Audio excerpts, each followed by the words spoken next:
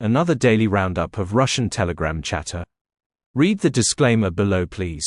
Your like and subscribe is appreciated, it helps with increasing the reach of the channel. On Telegram today. Today will be the day of judgment for the Russian internet. Starting September 12, dozens of foreign services will be shut down. Even Google is under threat. What to expect? On September 12, new sanctions from the U.S. Treasury Department come into force, prohibiting the provision of software and IT services to any person on the territory of the Russian Federation. Initially, it was assumed that the ban would only affect corporate clients, but in the end, they began to remove all accounts, even free ones. Notion, Wix, Sentry, Recraft, Miro, ClickUp, HubSpot, Coda and many other services will stop working. The total count is in the tens. Everything will be deleted: data, projects, files and websites. Accounts will be blocked. The forecasts for the future are bleak. Russian IT specialists are also preparing for the shutdown of Google, Figma and Zoom. Roskomnadzor to spend 60 billion rubles on VPN blocking system.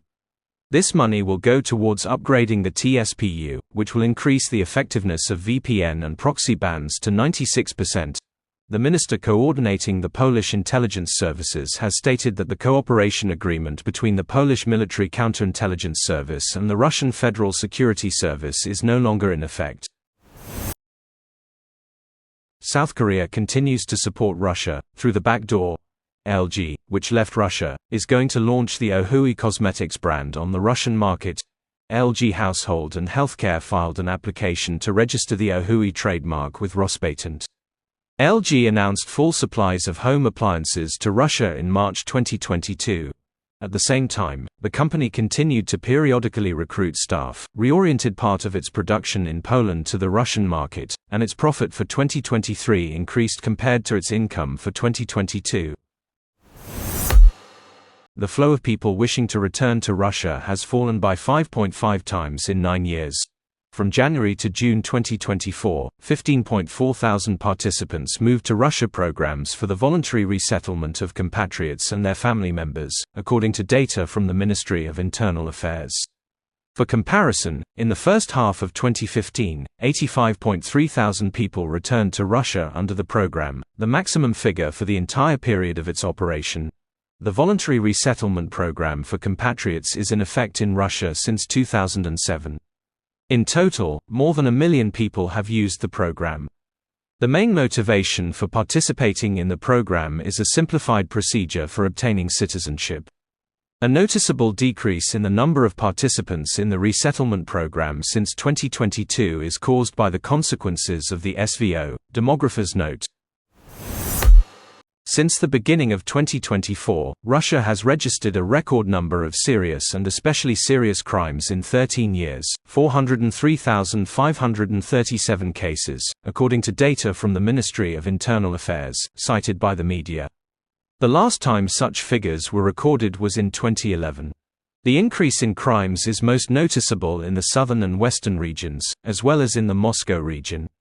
In the Bryansk region, which borders Ukraine, 2,731 serious crimes were registered, in Adygea, 1,041, in the Krasnodar region, 14,932, and in the Rostov region, 10,491, which is a record for the past 15 years. Has this content been useful to you? Would you like to see more research and translation content from Beefeater Fella? If you do, and you want to stay up to date with my work, please take a moment to like this video and subscribe to the channel now. It takes just a few seconds and it's free. This is really important. Your support and recommendations can make a big difference to the channel.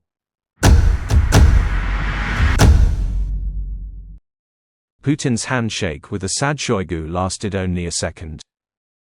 There is death in the air here, it is palpable.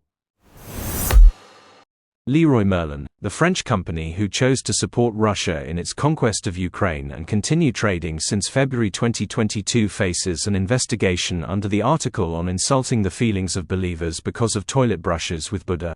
According to MASH, buyers were so outraged by the new product for 1,800 rubles that complaints reached the chairman of the Central Spiritual Administration of Buddhists in Russia, Geshe Yontan. Update: the company reported that the brush has already been removed from sale in the online store and will be removed from the shelves of ground-based stores as soon as possible. Only Germany and Poland were able to replace Russian oil. The embargo applies to Russian oil supplies, with the exception of the pipeline, while even during the adoption of the sixth package of EU sanctions, the alliance members pledged to look for an alternative to oil from Russia. Western companies are stopping investing in China. Apple, Walmart, IBM and Honda Motor are losing interest in the country, WSJ. This is due to a protracted economic downturn in China, increasing local competition and the growth of alternative options in Asia. Dystopian Russia Step 3. Muscovites to be tested for fertility, media reports. Several residents of the capital have been referred to take a test to check their ability to have children. In July, a bill was introduced to the State Duma on the dependence of the size of maternity capital on the fertility rate in the regions. In places where the birth rate is lower, they will pay more for a child.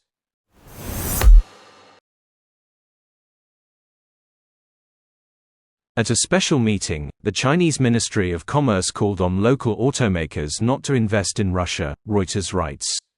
The authorities also strongly recommended that they abandon the development of their capacities in India and Turkey. Russia has become one of the main markets for Chinese automakers after the departure of most Western, Korean and Japanese brands. At the same time, cooperation is limited to the supply of vehicle kits to Russian plants built in previous years. New production facilities are not being created. Orthodox TV channel Zargrad has introduced a paid subscription for viewing pirated Western films on its website. MAGA caps for Trump's campaign are being produced by Turkish company Zerva Sapka Promosyon, Turkish authorities said. The Republicans' fall slogan is, "Make America Great Again" by bringing manufacturing back to the US and stopping ordering products from overseas.